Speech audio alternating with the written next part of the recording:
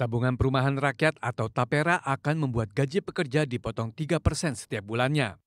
Lantas bagaimana perhitungan pemotongan ini?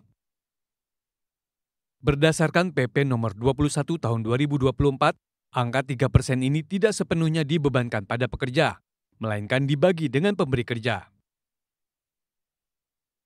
Sebagai contoh, jika seorang pekerja dengan gaji UMR Jakarta senilai 5 juta rupiah, maka potongan tapera sebesar 2,5% atau Rp125.000. Namun, potongan ini jadi menambah potongan-potongan yang sudah ada sebelumnya,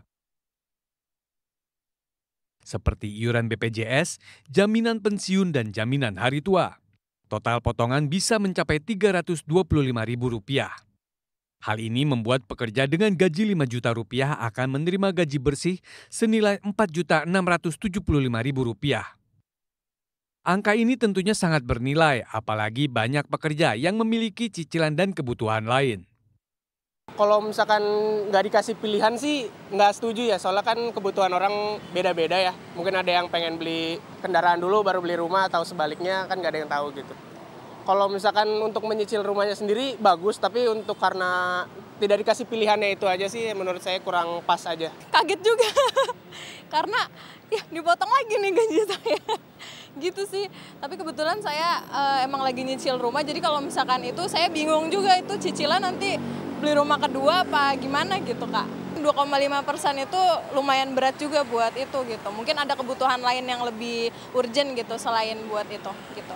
Dipotong segitu mungkin kalau misalkan gajinya yang udah gede nggak bermasalah nih, nggak berasa gitu. Tapi kalau misalkan untuk yang gajinya yang kecil-kecil tetap berasa juga karena kan kebutuhan orang kan juga beda-beda ya gitu. Jadi menurut aku mungkin secara konsep harusnya sih bagus ya biar kedepannya orang-orang punya rumah, punya hunian gitu-gitu. Tapi kalau sekarang kayaknya nggak perlu diwajibin gitu karena semua orang kan punya pilihannya masing-masing ya. Meskipun menuai banyak kontroversi, namun tapera diklaim memiliki banyak manfaat. Dana tapera bisa digunakan untuk pembiayaan perumahan, mulai dari kepemilikan rumah, pembangunan rumah, hingga renovasi. Namun untuk mendapatkan pembiayaan, peserta tapera harus memenuhi syarat, yaitu masa kepesertaan di atas 12 bulan, termasuk golongan masyarakat berpenghasilan rendah dan belum memiliki rumah. Bagi yang tidak memenuhi syarat, dana tapera akan dikembalikan sekaligus dengan hasil pemupukannya dengan besaran 4,5 hingga 4,8% per tahun. Tapi dana ini akan dikembalikan saat pensiun atau berhenti sebagai pegawai. Kebijakan tapera ini memiliki tenggat waktu. Pihak pemberi kerja wajib mendaftarkan pekerjanya paling lambat 7 tahun sejak PP 25 tahun 2020 berlaku, yaitu tanggal 20 Mei 2027 mendatang.